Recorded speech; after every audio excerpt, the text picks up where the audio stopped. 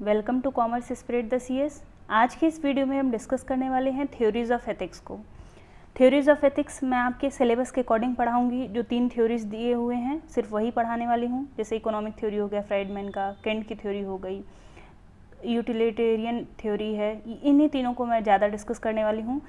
Theories start करने से पहले उसका थोड़ा सा बैकग्राउंड बता देती हूँ कि टोटल थ्योरीज ऑफ एथिक्स कितने पार्ट में डिवाइडेड हैं। तो ये 2 पार्ट में डिवाइडेड है। एक है आपका कंसीक्वेंशनल, दूसरा है नॉन कंसीक्वेंशनल। इसी को हम लोग दूसरे शब्दों में बोलते हैं टेलियोलॉजिकल और डेंटोलॉजिकल। हिंदी में है परिणामवादी और धर्मशास्त्र। नाम से थोड़ी सी क्लैरिटी हो रही होगी।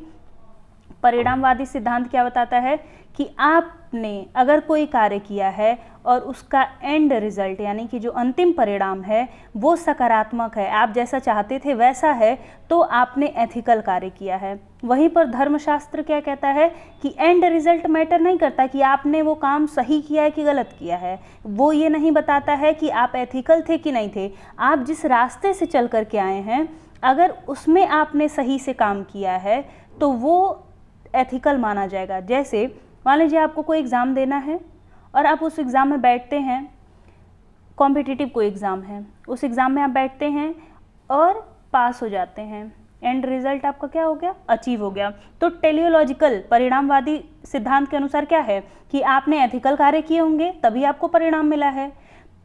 लेकिन अगर मान लीजिए बाद में पता चले कि आपने जो एग्ज़ाम पास किया है वो चीटिंग करके किया था, तो धर्मशास्त्र के अनुसार यानी कि डेंटोलॉजिकल थ्योरी के अकॉर्डिंग आपके कार्य एथिकल नहीं थे। तो बस दोनों में ये डिफरेंस है। उसी के आधार पर बाकी सारी चीज़ें डिवाइडेड हैं। कंसीक्वेंशनल में आप यूटिलिटेरियन थ्योरी को पढ़ेंगे, डेंटोलॉजिकल में आप केंट की थ्योरी पढ़ेंगे, फ्राइडमैन की थ्योरी पढ़ेंगे। ऐसे सारी चीज़ें आपकी हैं। नेक्स्ट है इसमें जैसे डेफिनेशन यहीं पे इसका दिया हुआ, जजेस the rightness of an action based on it's consequences, यानी कि परिणाम के आधार पर बताता है कि आपने कार्य सही किया है कि गलत किया है। लेकिन वहीं पर धर्मशास्त्र किस पे फोकस करता है, फोकसेज ऑन मीन। जिस रास्ते पे आप चल के आए हैं उसको वो फोकस करता है, उसके आधार पर बताता है कि आप सही हैं कि गलत हैं। आई थिंक यहाँ तक सारी चीज़ें समझ में आई हों। नेक्स्ट स्टार्ट करते हैं as per according to your syllabus. Friedman की इकोनॉमिक थ्योरी। फ्राइडमैन कहते हैं कि कोई भी कंपनी राइटफुल है या फिर वो काम को सही ढंग से कर रही है अगर उसके शेयर होल्डर उससे खुश हैं। शेयर होल्डर कब खुश रहते हैं, जब उनका प्रॉफिट मैक्सिमाइज हो रहा था, जब उनके वेल्थ में इंक्रीमेंट होता है।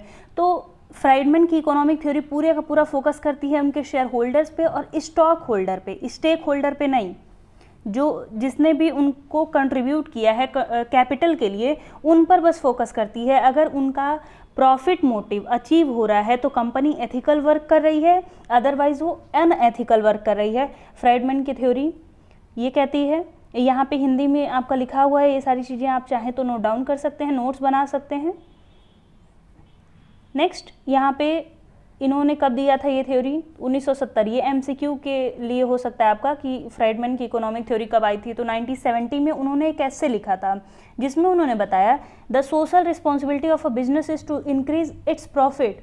किसी भी व्यवसाय के लिए उसका सामाजिक उत्तरदायित्व क्या होता है कि वो अपने वेल्थ को इंक्रीज़ कर, अपने प्रॉफिट को इंक्रीज़ करे। अगर वो अपने प्रॉफिट को इंक्रीज़ करता है तो उसके शेयर होल्डर्स खुश रहते हैं। और किसी भी कंपनी के सबसे पहला दायित्व तो बनता है उनके शेयर होल्डर्स के लिए, बाकी सबसे लेना देना उनको नहीं होता है।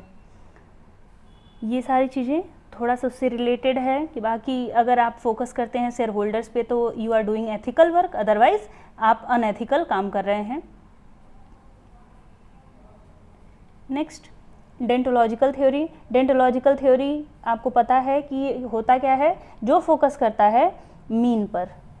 आपने एक्शन कैसे किए हैं, अपने कार्य कैसे किए हैं, उसके आधार पर बताया जाता है कि वो कार्य एथिकल है या नहीं है। तो डेंटोलॉजी वर्ड लिया गया है ग्रीक वर्ड डेओन से। डेओन का मतलब होता है ड्यूटी और ऑब्लिगेशन।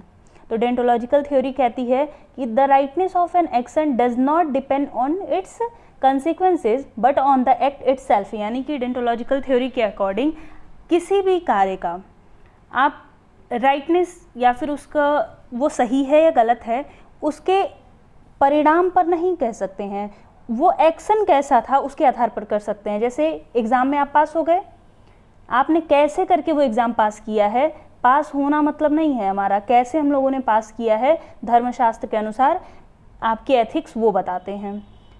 नेक्स्ट यहाँ पे एक लाइन ऐड है, you have a right to perform your prescribed duty but you are not entitled to fruit of action. ये गीता में कहा गया है, कृष्ण कहते हैं कि आप कर्म करते रहिए, फल की चिंता मत करिए। सेम ये आपका धर्मशास्त्र ये कहता है कि आप कर्म करते रहिए, फल की चिंता मत करिए।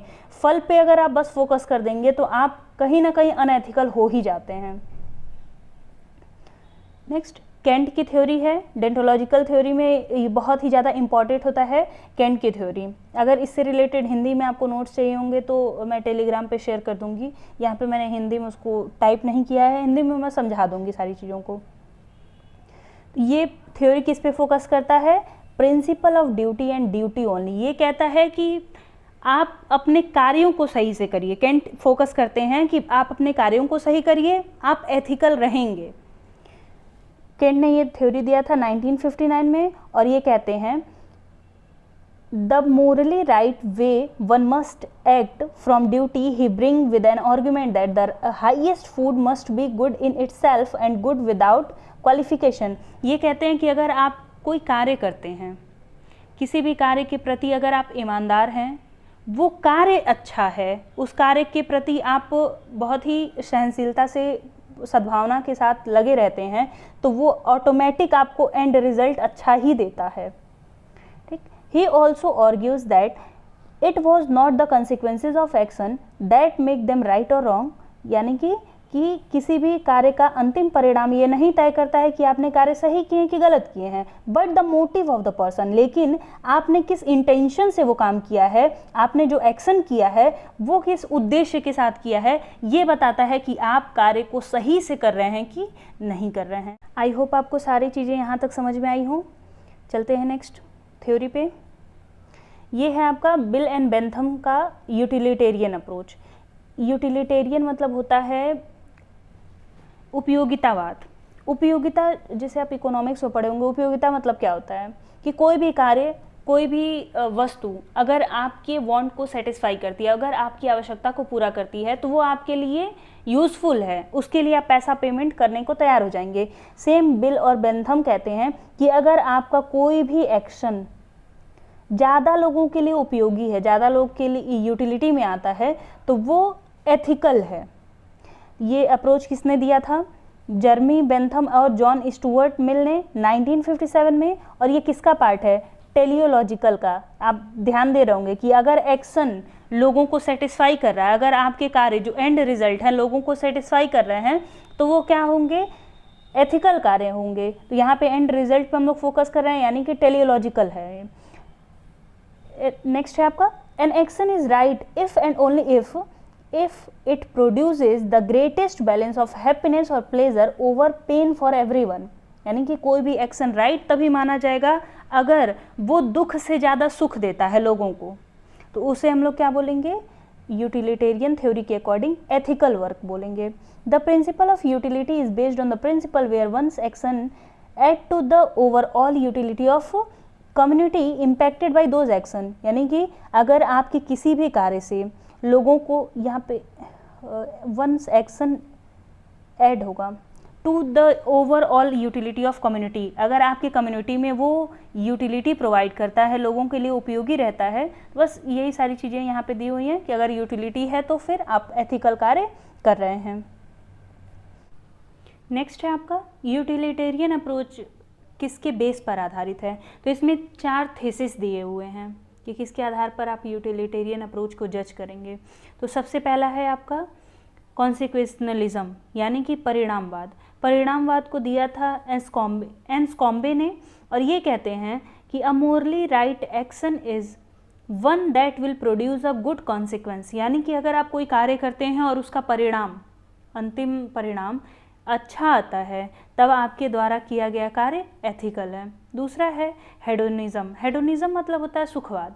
अब अगर आपको किसी कार्य से आंतरिक सुख मिलता है, इंट्रिंसिक वैल्यूज़ आपके इंक्रीज होते हैं, आपको इंटरनली बहुत अच्छा फील होता है आपके उस एक्शन से, तो उसको हम लोग बोलते हैं कि आपने कार्य को एथिकल तरीके से किया है। एंड यहाँ पे लिखा हुआ है that ultimately the principle ethic is maximise pleasure and minimise pain, यानी कि आपके द्वारा किया गया कार्य कैसा होना चाहिए, मैक्सिमाइज करना चाहिए आपके प्लेजर को, सुख को अधिकतम करना चाहिए, और उस एक्शन की वजह से आपका तकलीफ कम होना चाहिए, मिनिमाइजिंग पेन।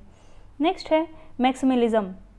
मैक्सिमलिज्म मतलब होता है अधिकतमवाद। अधिकतमवाद यहाँ पे डिफाइन ये किया गया है कि the rightness of any action is determined only when it create greatest amount of good for greatest number even if the action involve some bad consequences also. इस चीज़ को आप समझ सकते हैं, जैसे मूवीज़ वगैरह में आप देखते होंगे कि हीरो है, हीरो आपका यहाँ पे है और ये गुंडों को मार रहा है, तो सब जितने भी पब्लिक रहते हैं वो लोग क्या करते हैं, कहते हैं इसको मारो। तो क्या हो रहा है कि जितने लोग हैं, मान लीजिए वहाँ पे 100 लोग हैं, तो वो 100 लोग चाह रहे थे वो काम हो और हीरो वो काम करता है, तो उनके अकॉर्डिंग ये क्या है, एथिकल काम है, क्योंकि एंड रिजल्ट क्या आएगा, वो गुंडा मर जाएगा और वो जो गलत चीज़ें करता था वो ख़त्म हो जाएंगी। तो क्या कर रहा है कि ग्रेटेस्ट नंबर ऑफ पीपल को वो सेटिस्फेक्शन मिल रहा है। भले उसमें कुछ ऐसा भी तो ना कि अगर किसी का आप मर्डर कर रहे हैं तो गलत काम है, उसमें बैड अगर कुछ कॉन्सिक्वेंस भी है तो भी कोई दिक्कत नहीं है, अगर मैक्सिमम लोग खुश हैं उस चीज़ से तो वो एक्शन आपका एथिकल माना जाता है। नेक्स्ट है आपका यूनिवर्सलिज्म, सार्वभौमिकरण। सार्वभौमिकरण का मतलब ये है कि अगर कोई भी कार्य आप करते हैं और उसका परिणाम सबके लिए है, सिर्फ आपके लिए नहीं है, तो वो कार्य एथिकल माना जाता है। आई होप आपको यहाँ तक सारी चीज़ें समझ में आई हों। 3 थ्योरीज थे आपके मेन। कोई दिक्कत होगी तो पूछ लीजिएगा। ये जो फिगर है आपका ये अच्छे से तैयार कर लीजिएगा। अगर मान लीजिए पूछ देता है थ्योरीज ऑफ एथिक्स को समझाने के लिए, तो आप पहले इस पार्ट को समझा दीजिए कि थ्योरीज ऑफ एथिक्स को 2 पार्ट में डिवाइड किए हैं, कॉन्सिक्वेंशनल वाला और नॉन कॉन्सिक्वेंशनल वाला। उसके बाद उसके अंदर इनको थोड़ा थोड़ा डिफाइन करने के बाद जो मेन पोर्शन पूछा है उसको आप डिफाइन कर दीजिए। और जैसे अगर किसी और थ्योरी की बात करें, अगर फ्रेडमैन की थ्योरी है, 5 नंबर में आप इतना लिख देते हैं, सफिशिएंट है वो। कुछ एग्जांपल्स लिख देते हैं। डेंटोलॉजिकल थ्योरी अगर पूछता है तो आपकी केंट की थ्योरी पूछ सकता है, तो केंट की थ्योरी जितना इसमें है पर्याप्त है। और बिल मैंथन की भी जो यूटिलिटेरियन अप्रोच है ये तो और ज़्यादा सफिशिएंट है, क्योंकि इसमें ये चारों चीज़ें भी और इंक्लूड कर दी गई हैं। एक और इन्फॉर्मेशन था आपके लिए, बहुत लेट है ये, लेकिन तभी भी बहुत बहुत धन्यवाद आप लोग का। हम लोग 1000 हो चुके हैं, 1000 की एक फैमिली तैयार हो चुकी है, इसके लिए बहुत बहुत धन्यवाद। मिलते हैं नेक्स्ट वीडियो में।